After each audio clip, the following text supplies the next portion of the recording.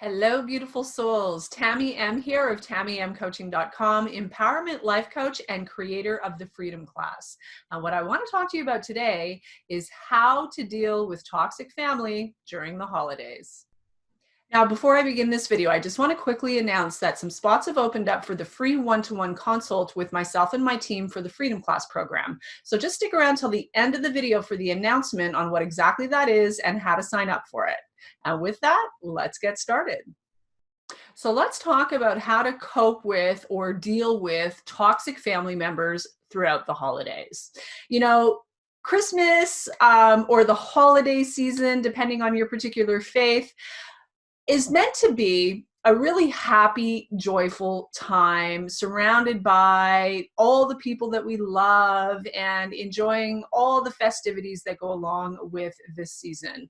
Well, needless to say, 2020 is entirely different right out of the gate, depending on where you are on the globe. Some of us are under more severe and strict lockdowns than others. But, you know, all of that aside, the truth is, as much as the holiday season is meant to be a really fabulous time for everybody, it isn't for many, many people. In particular, those of us who come from pretty serious levels of, family dysfunction and are still entangled with, enmeshed with, aligned with, involved with these, highly dysfunctional people or family units, right? It's been my experience that oftentimes we head into the holidays with high hopes that this year is going to be different and find ourselves completely gutted and utterly devastated by the time the whole thing is all over, because it was either just as bad as last year or worse sometimes, right?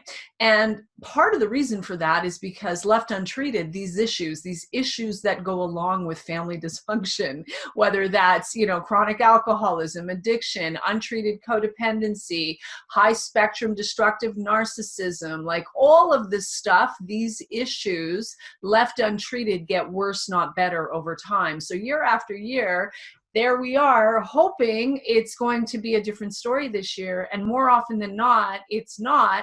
It's fully a repetition of what we've experienced in years prior, and sometimes even worse. So it's painful. And not only is it a painful time of year for many people, it's an incredibly lonely time of year for many people. And we find ourselves, taking until mid-January to recoup and recover from the whole shebang, right? So what I want to offer you today are some tips, things for you to take on board mentally and emotionally that might help you navigate this with a little more grace and a little more self-care. First and foremost, recognize the reality and don't sugarcoat it. People always tell us or show us who they are, right? And if we're talking about your family, your extended family, your in-laws, whoever it is that you might be struggling with having to spend time with over the holiday season, you probably already have enough information to have a good idea of who and what it is that you're dealing with, right?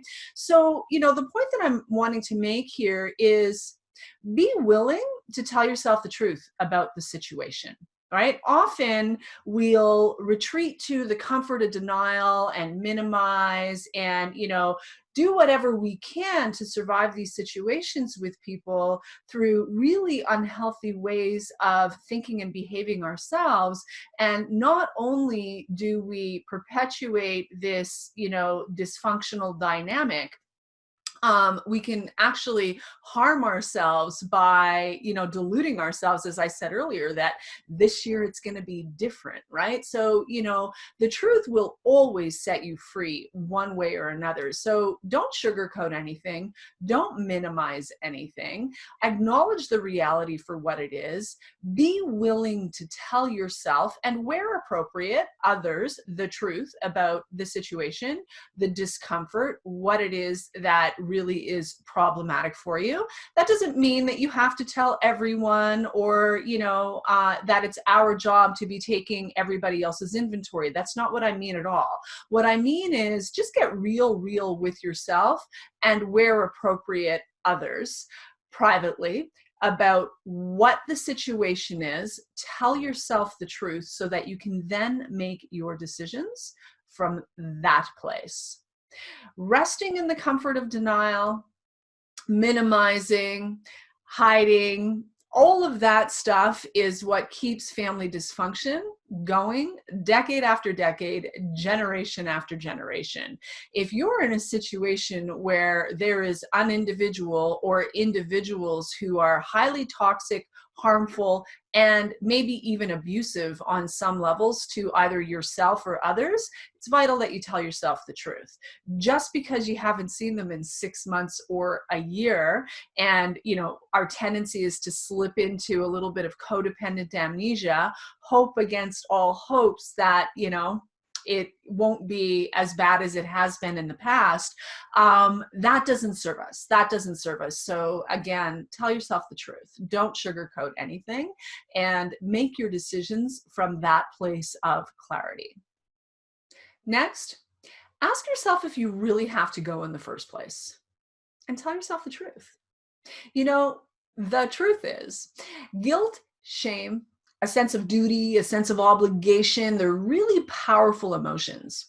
And for those of us who are coming from really toxic, highly dysfunctional, narcissistic family of origins, and we've had to navigate our way through all of those dynamics for many years, and suffer all that goes along with the effects of having been abused, targeted, etc., or just merely steeped like a tea bag in that level of low vibrational, deep unconsciousness, right? Whether it's the toxic gossips, or the targeting of others who happen to not be in the room, or the targeting of you because you're the scapegoat, whatever it is, right?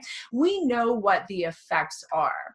And if we're dirt honest with ourselves, we'll have to admit that often we're staying in the game with these folks because we haven't done enough of our own work, and we're still seeking approval and validation from people who are never ever going to give it to us. If they could, if they would, if they even wanted to, it would have happened a long time ago.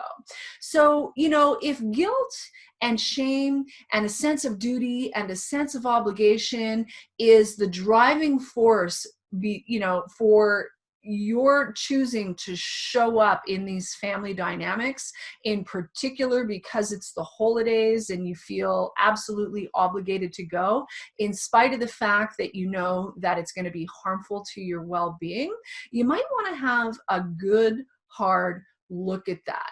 What exactly is it that you're hoping to get out of showing up for people who are so harmful, who are so toxic, who have such noxious attitudes and behavior?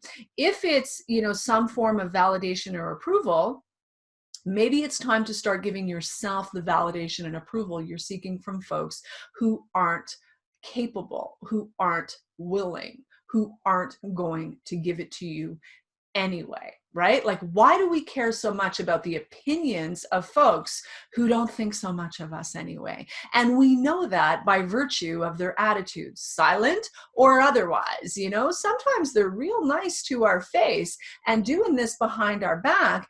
And if you're tuning into this, chances are good you're highly empathic. They think that we don't know. They think that the nasty little comments don't circle back. They think that they can say all manner of negative things about everyone else in our presence, and they think that we're the exception, that we actually believe we're the exception. I mean, if you've got two brain cells to rub together, you are not the exception. If they're talking poorly, shredding to smithereens everyone else when they're not in the room, it's your turn when you're not in the room, right? So, that's all the nonsense that goes on, and then some. That's actually really the least of it for many of us. So why do we care so much about their opinions? So do we really have to go? And, listen, I'm going to be honest with you. For some of you, that sense of obligation, that sense of duty, that crippling, overwhelming sense of fear, guilt, or possibly shame, usually shame that doesn't even belong to us to begin with, might be a good enough reason for you to go one more time or hang in there. That might be the right choice for you. But for many of you, you've never even considered the possibility that you can opt out, that you don't have to go, that it's okay to say, no, thank you, I'll pass. The more we become the source of self-esteem and self-love and self-respect within ourselves, the less we are going to feel compelled towards people and environments, no matter who they are, family or otherwise, who we know do not have our best interest at heart, rip us to shreds the moment our back is turned, have no problem targeting us and or others in our presence, in our absence. The more we are standing on the firm foundation of self-esteem, self-love, healing and recovery, for those of you who identify with being, a newly recovering codependent, or, someone in need of codependency recovery, narcissistic abuse recovery, recovery from what is considered to be adult child syndrome. In other words, you grew up in a seriously dysfunctional family dynamic, and you have yet to begun your own work. So you're wondering what all the anxiety is about, what all the procrastination is about, what all the limiting beliefs are about, what all of the attracting one brutal romantic relationship after another is all about. Well, it's about time to do your work is what that's all about, right? So for those of us who identify with all of that, continuing to show up in harmful family dynamics in the hopes that this year will be different and we're finally going to get our needs met is a good way to not just get sick, but stay sick. We're putting our hand up and we're volunteering for more of the same. So consider the possibility. Do I have to go in the first place?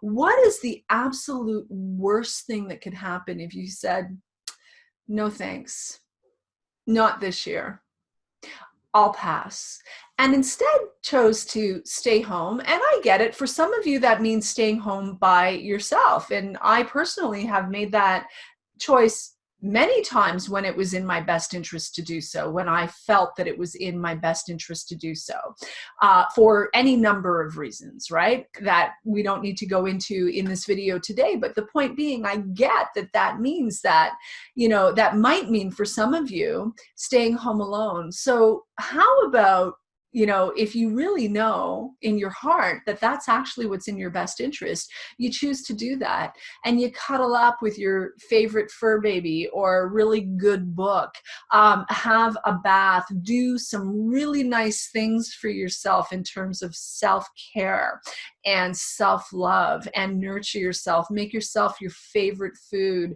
and just kick back and relax and enjoy without steeping yourself in a tea bag in all the toxicity, the drama, the chaos, and the nonsense. What's the worst thing that could happen? For some of you, considering that and making that choice might be the best decision you could make all year.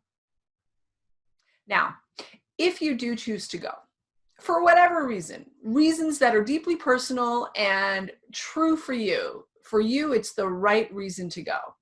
First and foremost, manage your expectations.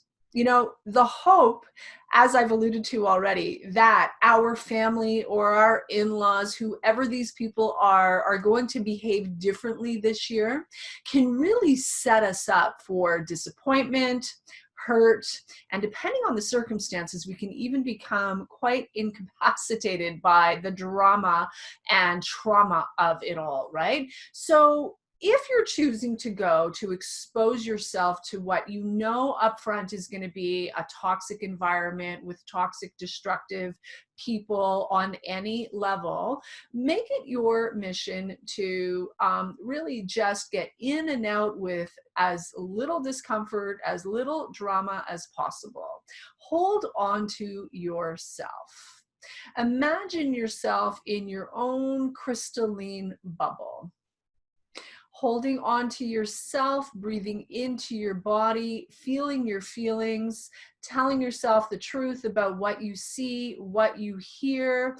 Doesn't mean you have to react to any of it. Doesn't mean you have to participate in any of it. You can stay calm, cool, collected, and detached by choice. It's not because someone provokes you that you have to react or respond, right? It's not because someone asks you a provocative question or makes a provocative statement that you have to react or respond, right? So go in with realistic expectations, holding on to yourself, envisioning yourself in your pure crystalline bubble. Nothing gets in except what is for your highest good. Nothing gets out except unconditional love. Ride the time. Do what you need to do to survive the time. Excuse me, survive the time with these people, coming through the other side with, again, at the least amount of drama or trauma possible. In addition, you'll want to have an exit strategy. So, depending on the level of dysfunction that you might be dealing with in this particular family dynamic, hey, things can get real heated and go real sideways real quickly, especially around the holidays when everyone is stressed out, overspending, overeating, over drinking, not sleeping enough, like all the emotions are being stirred up. People are being exposed to their family of origin, all of the stuff that goes on, right? And are being triggered left, right, and centered. And when we are sleep deprived, stressed out, jacked up on things like wheat, sugar, and caffeine, and then you add alcohol to the mix, it's not a good mix. It's not a good mix, and disaster can ensue really quickly. So make sure that you have an exit strategy, an exit plan. It is your number one job and responsibility to take care of yourself. So go in with an exit strategy. If things get too heated, if things go sideways, if things become too uncomfortable for any reason, you have the ability to exit and take care of yourself in whatever way you need to do. That is your responsibility. In addition to having an exit strategy, you want to have a backup plan, or at the very least, some really close friends on speed dial that you can call and get in contact with if need be. If you need to reach out, you need a sounding board, you've got someone that you can actually lean on, you can call, you have a backup plan for yourself. No one gets to hold you hostage just because it's the holidays. No one gets to target you, diminish you, demean you just because they are family. It's important that we realize that just because people are family does not mean they are safe. And that can be a tricky one for those of us who are new to the conversation of codependency and narcissistic abuse healing and recovery. And the reason for that is these people are supposed to be safe, right? These are the people who are supposed to love us, care for us, care about us and our well-being. And although some of them, in particular, some of the highly narcissistic individuals might be really good at putting on an act and a performance and making it appear while others are looking that they care, when in reality, by virtue of, the vast majority of your experiences with them or their general attitudes and behavior, when these folks aren't listening, looking, watching, or present, it's an entirely different story, right? I, for one in my own family of origin have been seriously targeted, was severely harmed as a child, as a teen, into my 20s, into my 30s, by some folks who did a real good job of putting on a performance. You know, thought just because they bought me a steak for my birthday that I ought not to have dealt with some serious family issues from my childhood, right? How dare I? Don't you realize I bought you such a nice steak for your birthday? Like, it's just crazy, crazy thinking the way people can behave and think, and the attitudes that they bring to the table in highly dysfunctional families.